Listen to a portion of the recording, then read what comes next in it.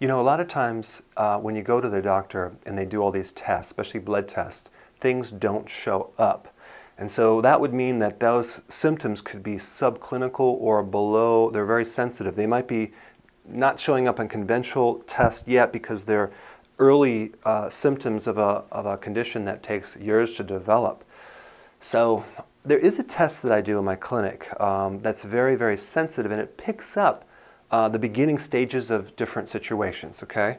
But in order to explain that, I have to explain what it's measuring. And there's a system in the body called the autonomic nervous system, ANS.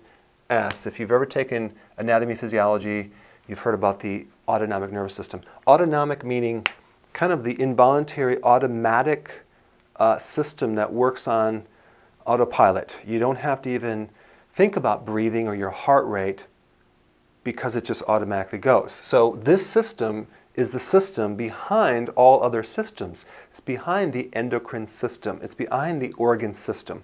And it's kind of like a part of the nervous system that regulates on and off functions, or hyper or hypo.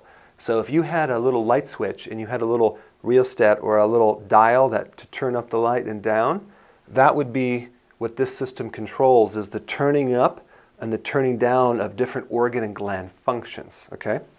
So there's two divisions. One is called the sympathetic, and that would be, another name for that would be the flight or fight mechanism. And that is the stress state. It's your body's ability to react to stress. If there's a lion there, you can either run away or fight the lion. If a car is on your child, you would try to lift the car over the child and get this incredible adrenaline rush. So the sympathetic nervous system kind of runs on adrenaline and other hormones that activate or turn things on.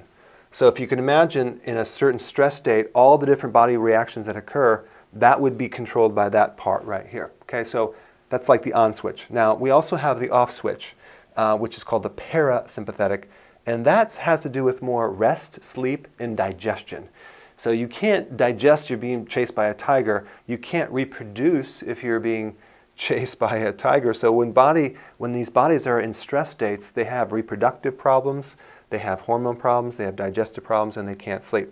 So this we consider the system that helps relax you and calm you down. And so these things are constantly going back and forth. So if you can imagine in a total relaxed state, all the different body functions, that's when you're healing. That's when your metabolism is working.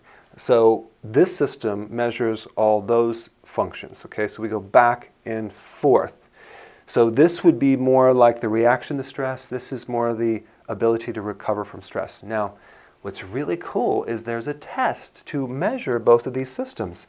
And it's a technology developed by the Russians in 1990 called the heart rate variability. And there's over 2,000 studies, and even certain cardiologists use this as a predictor for mortality from cardiovascular incidents. I don't use that for that purpose. I used it mainly to measure stress in the body.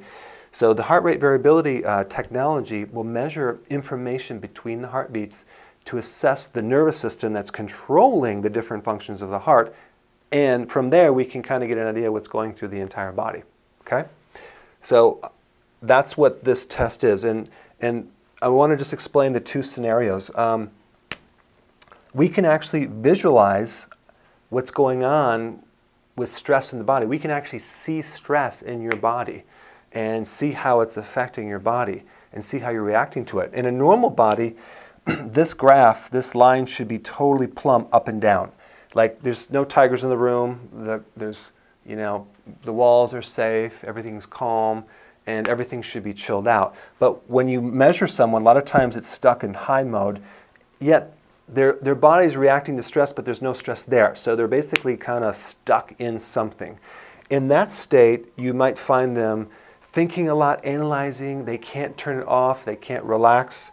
So that would be that state. They're kind of stuck in stress even when they're sleeping.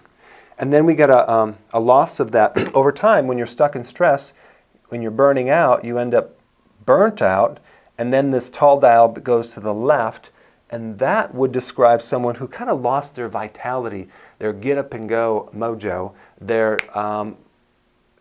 and they feel like they're lazy. They feel like they're tired. They just can't seem to get going. And so that's what happens when this goes down here, because now their body doesn't react to stress anymore. Another physiological thing would be if they were to exercise and the pulse rate doesn't go very high. So this does control the pulse rate. Okay.